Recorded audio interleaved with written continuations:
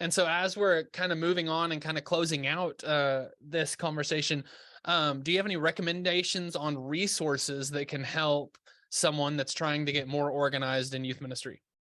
Sure. Yeah, there's plenty of things you can use. There are plenty of planners on the market. And it doesn't matter whether you use a notebook or whether you use a specific planner, those kind of things. The problem with planners, though, and even empty notebooks, is they actually don't tell you what to plan. And there's very few of them that are directed towards youth pastors that understand and know the needs of youth pastors. So what does a youth pastor need to know versus a parent? Or what does a youth pastor need to know versus somebody in business?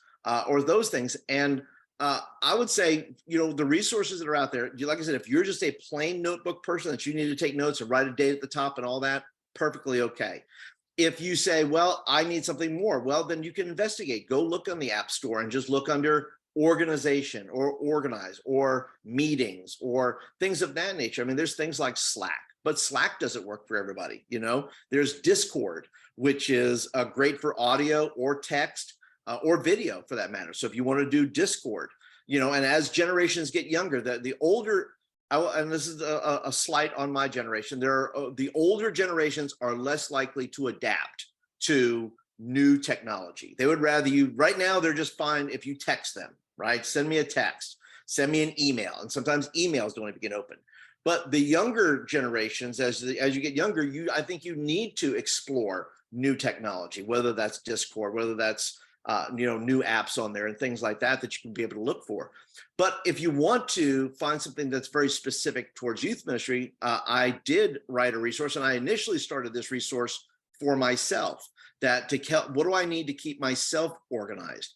And so I wound up putting together what I call the My Youth Ministry Playbook, because the difference is that a planner, like I said, doesn't help you plan. You have to come with all the planning, and if you don't have the skill set for that yet, what the Youth Ministry Playbook does, it gives you a playbook. It gives you everything from the calendar month to the things that I think are important. Like example, my monthly to-do has 6 things on there that I make sure that I have little lines there that are there. And you can print this off, put it in a binder. Once again, I love dead paper. I love a physical object that I need to carry around with me because it becomes a visual reminder, because they say out of sight, out of mind, but I like the visual reminder. So the things that it reminds me to do, like example, new students to follow up with. I can make a list of new names. I had a young man last night that I want to follow up with. You have an event to-do list. Most youth ministries have at least maybe one event per month or at least one event per quarter. So then there's a little note there where it's, hey, look, there's your 4 slots to be able to do that. Touch base with my pastor about, sometimes youth pastors don't think about, I got to touch base with my pastor on this. Is there a change? Is there a problem? Is there a challenge? Is there a concern? And when we don't touch base with our pastor about things, well, bad things can happen. What do my leaders need to know? And these can be student leaders, they can be adult leaders. What do my leaders need to know? Because that, once again, reminds me that I need to be in touch with them. What do my parents need to know? That's critical. If my parents don't know what's going on, that's just going to bring trouble back on me. The earlier that I can show them what's happening, whether it's a calendar, a camp, a retreat, you can't bust that on a parent a month before. It has to be 3 months before, 4 months before. If you're doing an outreach, you can't say 1 week we're doing this and next week we have this huge outreach that we're going to do. You really got to prep people for that. And that's your parents and your leaders need to know those things. And then the last thing is student leaders to invest in. Sometimes we get we get these blinders on. And I used to call it, when you talk about planning by yourself, I call it locking yourself in the lab.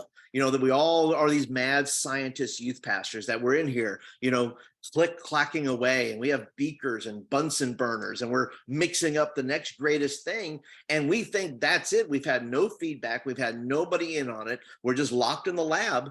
And we don't execute well on that. We just think it's a great idea. When somebody says that's a terrible idea, we're deflated. So you have to then find, student leaders to invest in, because you need to remind yourself that you don't do things alone. You need parents, you need adult volunteers, you need your pastor, you need other students.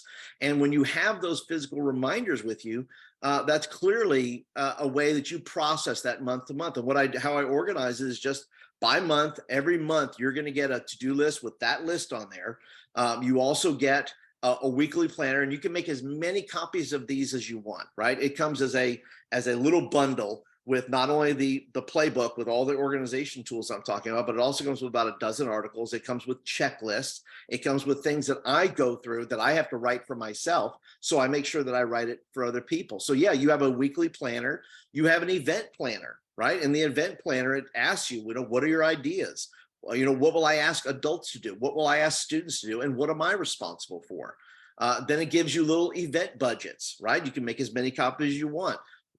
Things like food or marketing or prizes or supplies or things that you might need for that. Then you have your event budget, but then you have your monthly budgets. What are you spending per month? If you don't know what you're spending, well, you don't know if you're not allocating your funds correctly. And then at the end of the month, I give you a month in review page. What worked, what didn't, where did I grow, and what do I need to learn? Because I think that's all part of a youth pastor's process, especially if you're a new youth pastor. If you're a new youth pastor, you know what? When you graduated college and you got hired, that's the day everybody said, oh, great, we have the answer to all our problems. And now all eyes are upon you to solve problems, to get this youth ministry back on track or to get it off the ground. And, not being organized. And listen, I want to point this out too, that organization is not a substitute for prayer, reading scripture, your own personal spiritual disciplines. That is to be the basis. That's the foundation of everything. I can't plan. I shouldn't have to. I'm not planning for you to say, well, I should pray every day. If you're not praying every day, it doesn't matter how well organized you're going to be because you're not in tune with what's going on. You're not organizing the Holy Spirit out of your life. You're creating boundaries. Organization, all that is boundaries to help you focus, to allow the process of whatever the Lord's put on your heart for your youth ministry. Disorganization sends you everywhere.